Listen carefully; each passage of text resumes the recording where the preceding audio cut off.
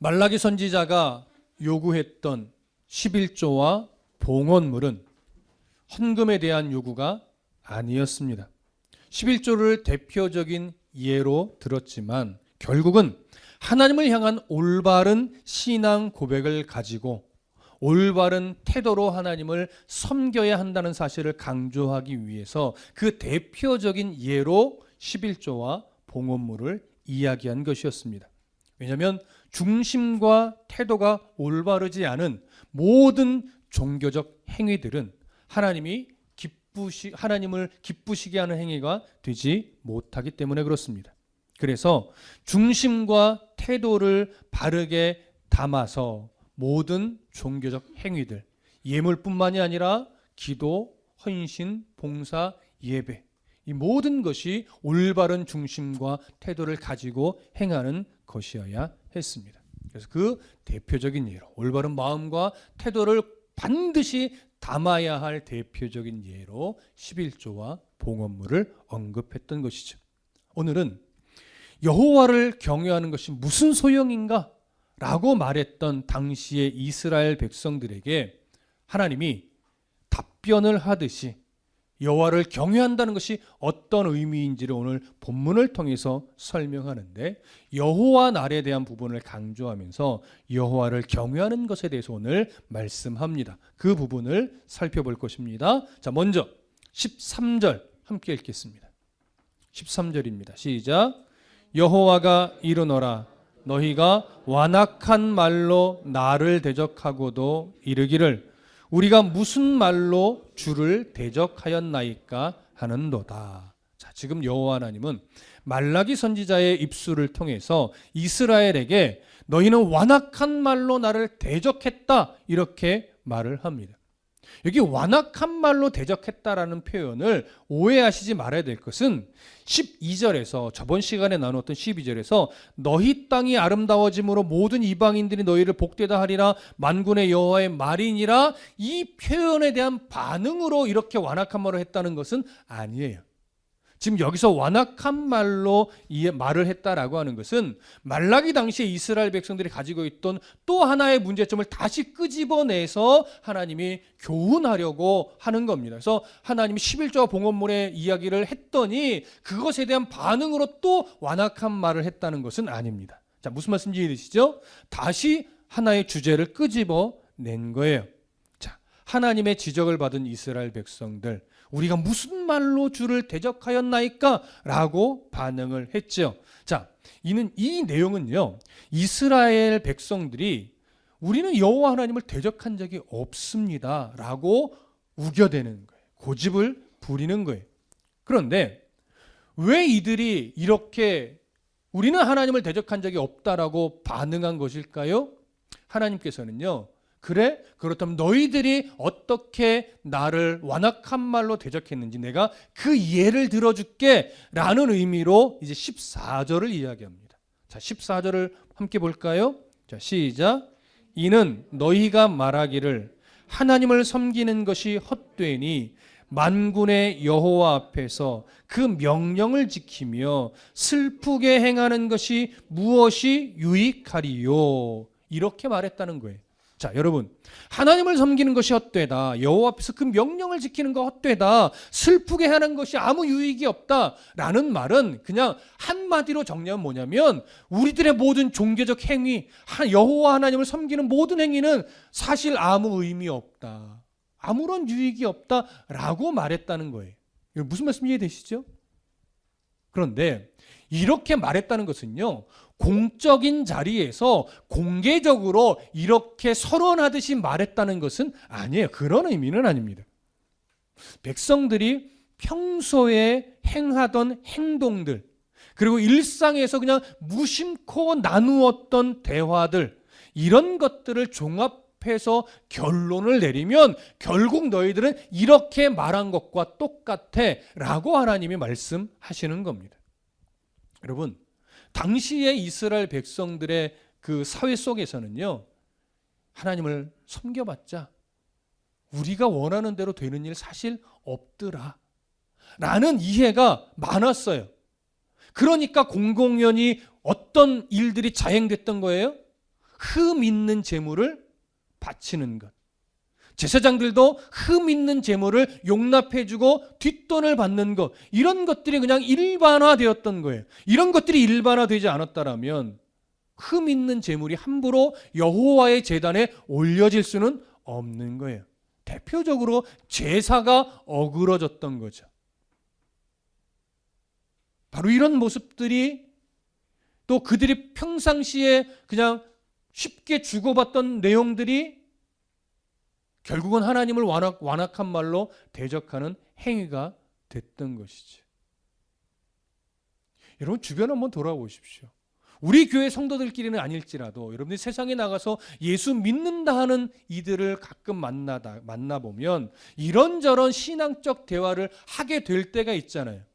그럴 때 그 신앙적 대화가 다 은혜롭든가요? 다 내가 가지고 있는 하나님에 대한 올바른 이해에 대한 반응들이 오든가요? 그렇지 않아요. 누군가 하나님 앞에 신실한 마음으로 열심을 내서 봉헌하고 열심을 내서 헌신하고 시간을 들여서 교회에 나와서 무엇인가를 할 때요, 세상에 있는 다른 교회 다니는 사람들은요, 뭘 그렇게 열심히 믿어? 교회 한 번만 나가면 되지. 뭐 11조까지 바치면서 뭐 선경금도 하고 뭐 감성금까지 해. 여러분 이런 식의 반응들 전혀 없던가요? 그렇지 11조 잘하고 있네. 그렇지 교회는 많이 갈수록 좋아. 뭐 늘 이렇게 반응하던가요? 여러분 그렇지 않아요. 우리들이 하나님 앞에 순전한 마음으로 가지고 있던 열심들을 누군가는 그렇게 해봤자야. 하나님이 그런다고 뭐 복을 주는 줄 알아? 복이 무엇인지를 모르는 거지.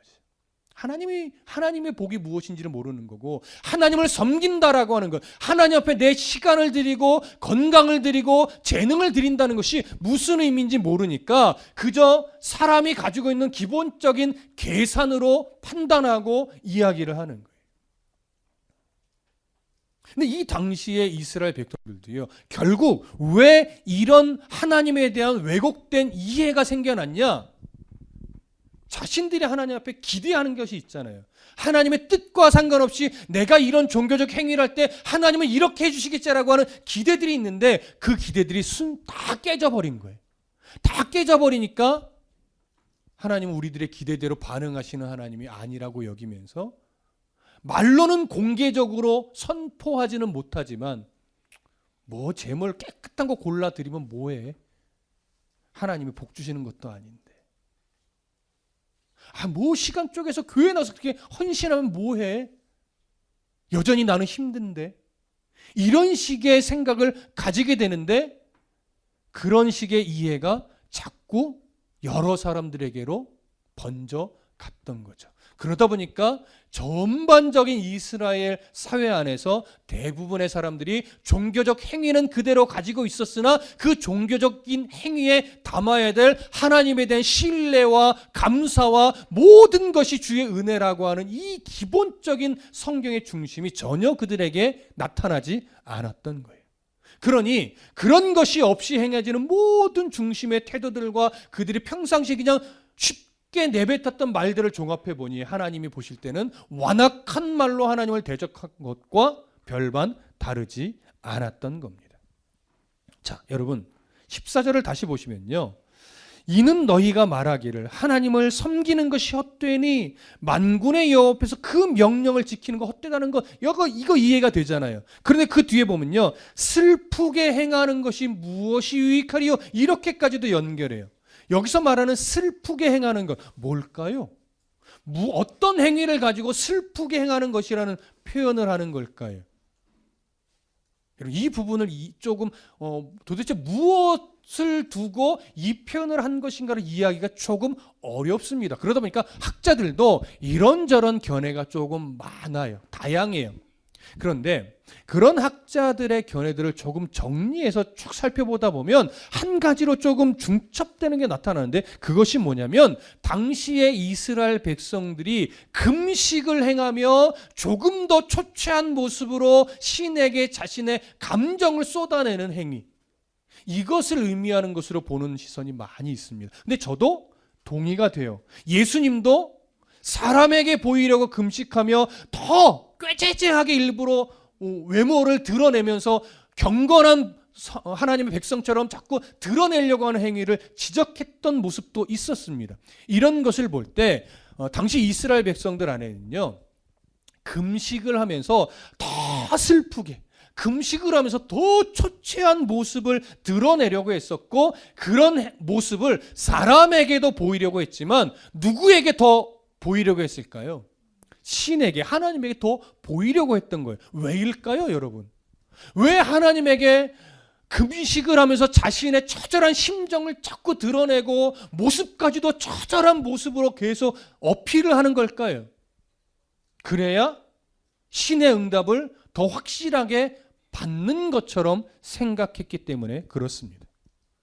신의 관심을 끌어내야 내가 원하는 응답을 받을 수 있다라고 여기니까 더 슬픈 모습으로 금식을 하고 더 처절한 모습으로 금식하고 외모마저도 가꾸지 않고 더 꾀죄죄하게 내가 이렇게 아파요 하나님, 내가 이렇게 힘들어요 하나님을 어필하고 싶은 거죠. 여러분, 이런 하나님 앞에 애써서 기도하는 것, 이런 틀린 행위는 아니지만 금식이 무엇인지를 그들은 사실은 오해한 거예요. 자, 우선 하나 먼저 점검하십시다. 하나님 앞에, 신 앞에서 무엇인가를 자신의 처절한 심정과 이런 것을 토로하며 더 애절하게 종교적 행위를 하는 이유는 사실은 신의 응답을 받기 위한 것이라고 말씀을 드렸잖아요. 이런 태도는요, 사실 성경적 태도는 아닙니다.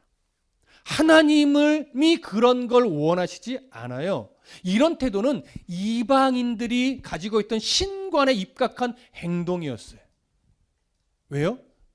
이방인들은요, 신을 어떻게 이해했냐면 신은 능력은 많지만 사람의 필요에는 별로 관심이 없다라고 여겼어요.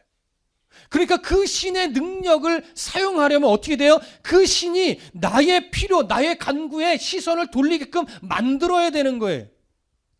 이것을 예수님이 주기도문을 가르칠 때 이방인들의 중언부언하는 기도에 대해서 지적했던 모습과 똑같습니다. 성경 한 구절 볼까요? 마태복음 6장 7절로 가보겠습니다. 우리가 주기도문 강의할 때도 여러 차례 말씀을 드렸던 내용이지만 마태복음 6장 먼저 5절부터 볼게요. 더 낫겠네요. 5절부터. 자, 함께 읽어봅니다. 몇 절까지 읽어보시냐면 8절까지 읽어볼게요. 5절부터 8절까지. 마태복음 6장 5절부터 8절. 시작. 또 너희는 기도할 때에 외식하는 자와 같이 하지 말라. 그들은 사람에게 보이려고 회당과 큰 거리 어귀에 서서 기도하기를 좋아하느니라. 내가 진실로 너희에게 이르노니 그들은 자기 상을 이미 받았느니라. 너희는 기도할 때에 골방에 들어가 문을 닫고 은밀한 중에 계신 네 아버지께 기도하라. 은밀한 중에 보시는 네 아버지께서 갚으시리라. 또 기도할 때에 이방인과 같이 중언부언하지 말라. 그들은 말을 많이 하여야 들으실 줄 생각하느니라. 그러므로 그들을 본받지 말라. 구하기 전에 너희에게 있어야 할 것을 하나님 너희 아버지께서 아시느니라. 아멘. 자, 첫 번째로 지적하는 건 사람에게 보이려고 기도하는 그 외식적 기도를 지적했어요. 하나님은 그렇게 사람에게 보이려고 하지 않아도 아무도 없는 골방에 들어가서 기도해도 하나님은 다 듣고 아신다. 이걸 강조했죠. 그 다음에 두 번째로 언급한 게 뭐냐면 이방인처럼 중언부언하지 말래요. 근데 중언부언하지 말라는 말을 어떻게 연결했냐면 그들은 말을 많이 하여야 들으실 줄 생각한다 이렇게 말해요. 이게 이방인들의 신관인 거예요. 이방인들의 신관은요 너무나 먼 신이에요. 사람의 필요에 관심이 없는 신이에요. 그래서 그 신의 시선을 돌려 내 기도를 듣게 만들려면 어떻게 해야 된다고 생각했냐면 내가 원하는 기도문을 계속 반복해야 된다고 생각한 거예요. 들어줄 때까지. 그래서 생긴 게 뭐예요? 그래서 생긴 게 묵준 거예요. 왜? 몇 번 기도했느냐가 내 기도의 열심을 드러내는 행위인 거예요. 그래서 그들이 이스라엘에서는요 100번 하는 것보다 1000번 하는 1000번 반복하는 기도가 더 신의 마음을 감동한다. 이런 식의 이해를 갖고 있는 거예요. 근데 반복된 기도의 숫자로 부족하면 어떻게 될까요? 더 처절하게 행위가 나가는 거예요. 자해를 한다든가 어떤 종교적 행위가 더 뜨거워져요. 더 강해져요. 그러다가 마지막 단계는 뭘로 갈까요? 마지막 단계. 금오스 신 같은 경우를 보면 자기의 아들을 제물로 바치죠. 이게 마지막 코스예요.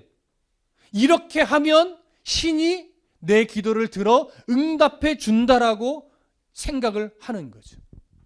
딱 뭐예요? 상거래식의 기도인 거예요. 내가 이만큼 했으니, 내가 이만큼 노력했으니 내 기도를 들어달라. 그래서 예수님이 중언부언 기도하지 말아라. 그들은 말을 많이 하여야 들을 줄 생각하지만 하나님은 너희의 뭐다? 아버지다. 그러니까 아버지께 기도해라. 하나님은 이미 너희들의 필요를 다 알고 계신다. 이것 때문에 9절에서 예수님이요, 그러므로 너희는 이렇게 기도하라. 하늘에 계신 우리 아버지여로 시작하라는 거야. 아버지가 하나님은 너희 아버지인데 말을 많이 해야 들은다 생각하고 뭔가를 막 처절하게 막 너의 정성을 드러내 보여야 하나님이 들으실 거라고 착각하지 말아라. 그래서 주기도문의 시작이 아버지로 시작하는 겁니다. 자, 이렇게 지금 이스라엘 백성들 안에, 말라기 당시 이스라엘 백성들 안에 인간적인 욕심의 본성과 성경적 가르침이 혼동이 돼서 혼합돼 버린 거예요. 그러다 보니까 하나님의 마음과는 상관이 없이 이방인들의 하는 습관과 어떤 이들의 여호와 하나님을 향한 마음이 섞여서 하나님이 원하시지 않는 그런 행위의 모습으로 나타나게 된 것이죠. 그 대표적인 예를 슬프게 하는 것, 그러니까 뭐 통성기도라든가 금식기도로 지금 예를 든 거예요. 여러분, 통성기도, 금식기도 나쁜 건가요? 아니요. 왜 나빠요? 신앙에 유익하죠. 그런데 통성기도와 금식기도에 하는 이유를 우리가 놓치면 안 되는 거예요. 그래서 통성기도는 뭡니까? 막 크게 소리 질러야 하나님이 들어주시는 거예요?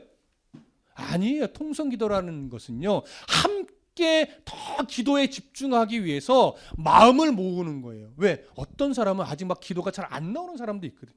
그래서 함께 힘을 내서 하나님 앞에 기도합시다. 그 힘을 함께 모으기 위해서 때로는 통성으로 기도합시다. 이렇게 하는 거예요. 통성으로 기도해야만 하나님이 막 들어주시고 이런 거 아니란 말이에요. 금식 기도는요, 하나님께 정말 나의 간절함을 아뢰서 응답받기 위한 어떤 좋은 방법 중에 하나인가요? 아니죠.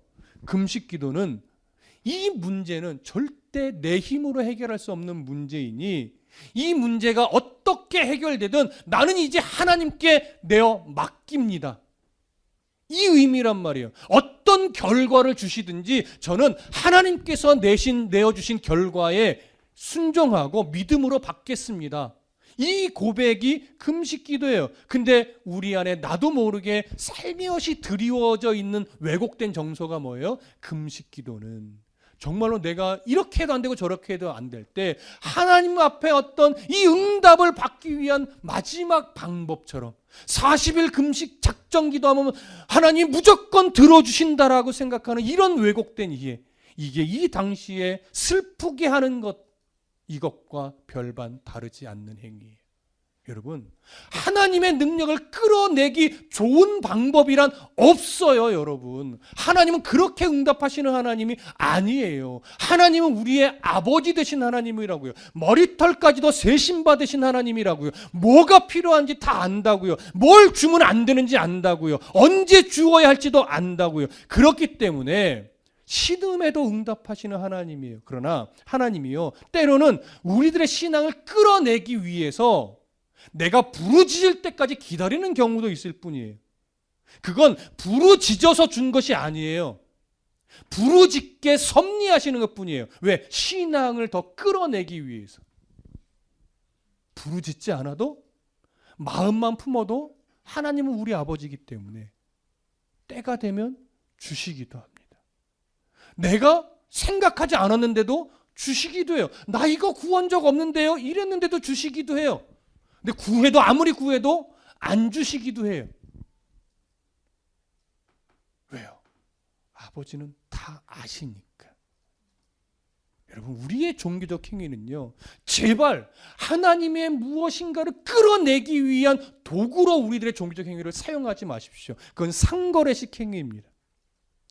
개척 처음부터 강조했던 것 중에 하나가 뭐냐면, 제발 감사 헌금에 기도 제목 적지 말아주세요. 늘 부탁을 드렸죠. 감사 헌금의 기도 제목을 쓰시면 그건 저한테 기도 부탁하는 걸로, 또 성도들과 함께 기도해 주세요라고 하는 의미로 제가 이해하겠다고 말씀드렸어요. 그래서 봉헌할 때 제가 기도 제목을 안 읽어드리는 거예요. 이거 오해하면요, 자칫 이렇게 돼요. 하나님, 나 예물 이만큼 드릴 테니까 이 기도 응답해 주세요. 이렇게 되죠. 그럼 이건 뭐가 되는 거예요? 하나님 앞에 복채 드리는 것과 별반 다르지 않아요. 감사 헌금이면 그게 폼이 나든 폼이 나지 않든 감사의 내용을 적어야죠. 내가 이렇게 응답해 주셔서 하나님 너무 감사합니다. 때로는 내가 뭐에 떨어지게 해 주셔서 감사합니다. 하나님, 때로는 나 망하게 해 주셔서 감사합니다. 왜요? 하나님을 만났으니까. 여러분, 제발 감사 내용을 적을 때도요, 좀 있어 보이는 감사만 적지 마세요. 잃어버려서 감사한 때도 있잖아요. 손해봐서 감사한 때도 있잖아요. 물론 안 적으셔도 상관은 없는 거예요. 왜? 하나님께만 아뢰고 싶으면 굳이 내용 안 적어도 되는데, 굳이 감사의 내용을 적으려 한다면 꼭 폼나는 것만 적지는 말라는 얘기일 뿐이에요. 그리고 감사헌금에 기도 제목을 적으면서 하나님 예물 드린 테니까 응답해 주세요, 이런 식으로는 하지 마시라는 거예요. 그게 바로 오늘 이 말라기 시대의 이스라엘 백성들이 왜곡되게 하나님을 이해하고 하나님을 이용하려고 했던 잘못된 모습이 오늘날까지도 고스란히 남아있는 하나의 예인 겁니다. 자, 이렇게 하나님께서는요, 말라기 당시 이스라엘 백성들의 그 상거래식의 이해를 가지고 종교적 행위를 하려고 하는 그 모습을 너무나 안타까워하셨습니다. 그러니 하나님이 응답할 수가 없는 거죠. 그랬더니 그들은 점차 하나님을 더 왜곡되게 이해합니다. 15절 볼까요? 다시 말라기로 돌아가셔서 15절. 하나님이 자신들의 종교적 행위에 열심에 반응하시지 않자 이제 이렇게 말합니다. 15절 시작. 지금 우리는 교만한 자가 복되다 하며 악을 행하는 자가 번성하며 하나님을 시험하는 자가 화를 면한다 하노라 함이라. 자, 그들이 뭐라고 말해요? 하나님이 아무런 응답도 없다. 보니까 우리 하나님은 교만한 자를 복되게 하는 하나님이구나. 악을 행하는 자가 번성하는 이런 번성하게 하는 이런 하나님이구나. 하나님을 시험하는 자가 오히려 화를 면하는구나. 이렇게 어그러진 소리를 서슴없이 내뱉게 되었다는 거예요.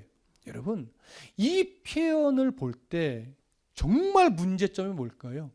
하나님에 대해서 왜곡된 말을 한다는 것이 가장 큰 문제일까요? 여러분, 그것도 문제겠죠. 하나님 원망하는 것, 잘못 이해하고 잘못 말하는 것, 이것도 문제겠지만 정말 큰 문제는 뭐냐면, 이들이 마치 의인은 하나님 앞에 외면을 당하고 악인들이 형통하는 것과 같이 보이는 그 상황을 보면서 신앙적 회의를 가지게 됐다는 것이 정말 큰 문제이고, 그런 태도로 인해서, 그런 시선으로 인해서 우리의 아버지 되신 하나님에 대한 어떤 기대와 신뢰가 깨어졌다는 게 정말 큰 문제인 거예요. 그 기대와 신뢰가 깨지니까 자꾸 악을 행하는 것이 옳다라고 하면서 사람들을 막 선동하는 자리까지 사람을 끌고 간다고요. 이게 정말 큰 문제인 거예요. 이런 태도와 이런 어떤 이해들을 하나님이 바꿔내고 싶은 거예요. 그래서 이제 아주 중요한 말을 합니다. 자, 16절 함께 보겠습니다. 16절 시작. 그때에 여호와를 경외하는 자들이 피차에 말하매 여호와께서 그것을 분명히 들으시고 여호와를 경외하는 자와 그 이름을 존중히 여기는 자를 위하여 여호와 앞에 있는 기념책에 기록하셨느니라. 아멘. 자, 여기 보니까 많은 이들이 하나님을 왜곡되게 보고 때로는 원망하고 때로는 선동하면서 이스라엘 안에서 하나님에 대해서 자꾸 어그러뜨리고 있을 그때에라고 하는 거예요. 그때에 여호와를 경외하는 자들이 피차에 말했대요. 여호와를 경외하는 자들이 서로 대화를 했다는 거예요. 근데 여호와를 경외하는 자들이 어떤 대화를 했는지는 알 수 없습니다. 왜? 성경에 기록하고 있지 않기 때문에. 여기서 중요한 건 여호와를 경외하는 자들 또한 그 힘겹고 고단한 인생들, 이스라엘 백성들이 하나님 앞에 자꾸 어그러진 소리를 할 만큼 고단한 인생을 똑같이 그들도 살아가고 있었다는 얘기예요. 여호와를 경외하고 있다고 해서 뭐 삶이 더 좋아지거나 하나님에 대한 신뢰를 놓지 않으니까 더 인생이 윤택해졌다거나 이렇지는 않았다는 얘기예요. 똑같이 고단했고요. 똑같이 힘겼는데 많은 이들은 하나님을 왜곡되게 바라봤고 왜곡된 소리를 내뱉었어요. 그런데 그 중에 똑같은 고단한 인생을 살아가고 있었음에도 불구하고 여호와를 경외하는 자들이 모여서 서로 어떤 대화를 주고받았다는 거예요. 어떤 대화를 주고받는지는 중요하게 보지 않고 있어요. 성경이. 중요한 건 성경이요. 무엇을 말하냐면 16절 중간에 보세요. 피차의 말함에, 여호와를 경외하는 자들 피차의 말함에 여호와께서 그것을 분명히 어떻게 했대요? 들으셨대요. 여러분 이거 잘 기억하십시오. 정말 하나님이 내 인생을 보고 계시는가? 하나님이 나의 신음을 듣고 계시는가? 하나님이 나의 어려움을 보고 계시는가라고 우리도 의심될 때가 있어요. 종종. 그런데 성경 분명히 말합니다. 하나님은 다 듣고 계신대요. 이거 의심하지 말아야 돼요. 하나님은 보고 있고 듣고 계세요.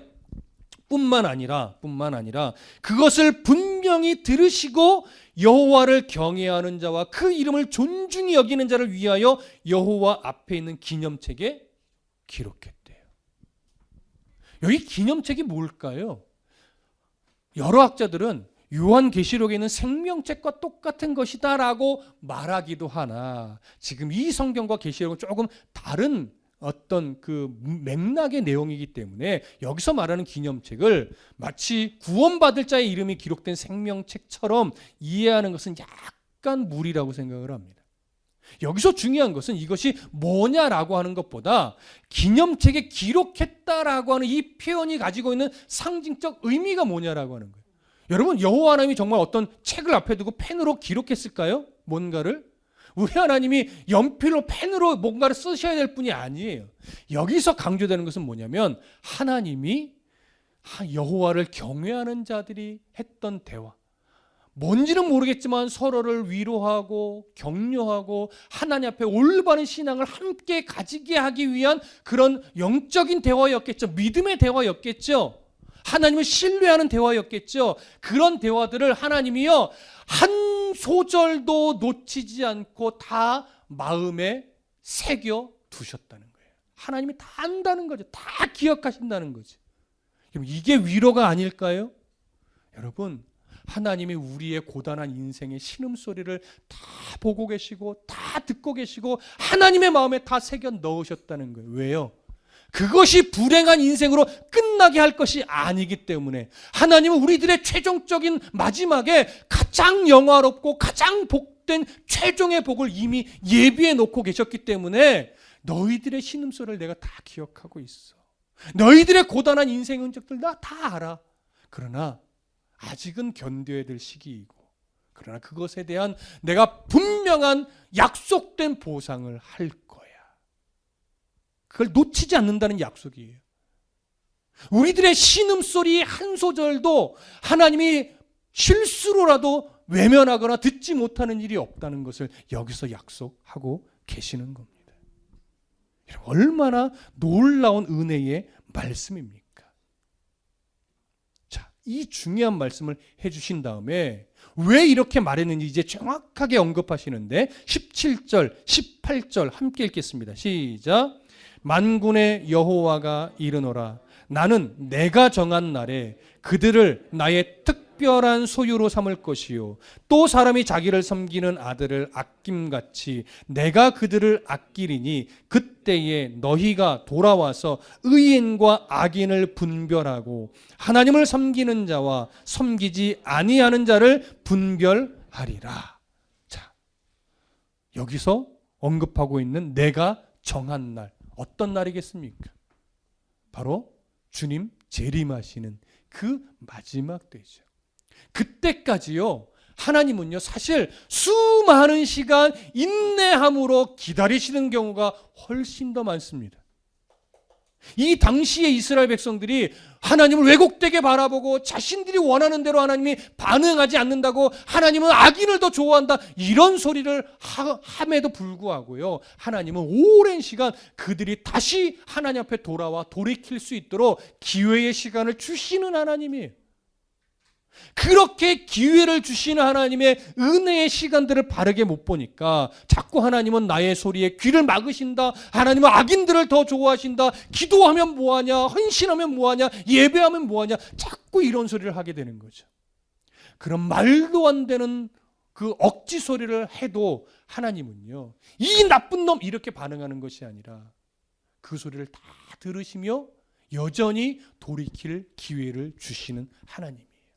그러니 믿음의 사람들은요, 그런 똑같은 상황을 겪으면서도 그들처럼 하나님을 왜곡되게 바라보거나 하나님 앞에 어그러진 소리를 하는 것이 아니라, 아직 하나님의 때가 아닌가 보구나, 여전히 하나님은 우리들에게 훈련의 시간을 주고 또 돌이킬 시간을 주시는 거구나, 이것을 이해하고 바라보면서 주님 만날 그때까지 하나님의 섭리 가운데 우리를 어떻게 인도해 가시는지를 믿음의 눈으로 볼 수 있는 신앙의 실력이 생겨야 되는 겁니다.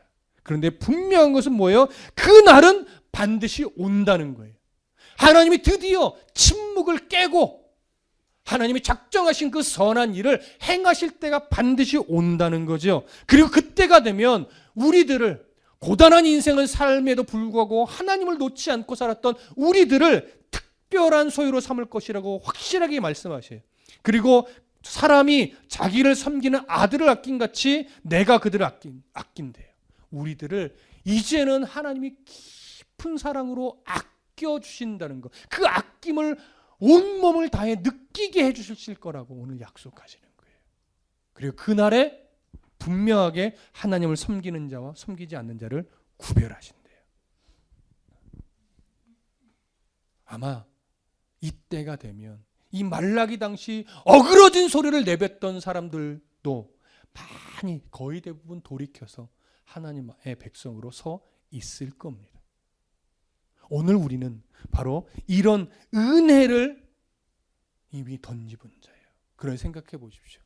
하나님을 경외하는 자는 누구를 말하는 걸까요? 여러 가지 시선으로 말할 수 있겠지만 오늘 본문에 입각해서 보면 하나님을 경외한다는 것은 험난한 인생, 고단한 인생을 살아가는 중에도 불구하고 하나님이 어떤 분이신지를 올바르게 바라보면서 우리들의 모든 신앙 행위에 하나님의 깊고 넓으신 사랑과 그 신뢰를 놓치지 않고 하나님을 바라보며 살아가는 삶, 그렇게 올바른 중심으로 기도해내고 올바른 중심으로 예배해내는 자, 그런 자가 하나님을 경외하는 자라는 거지.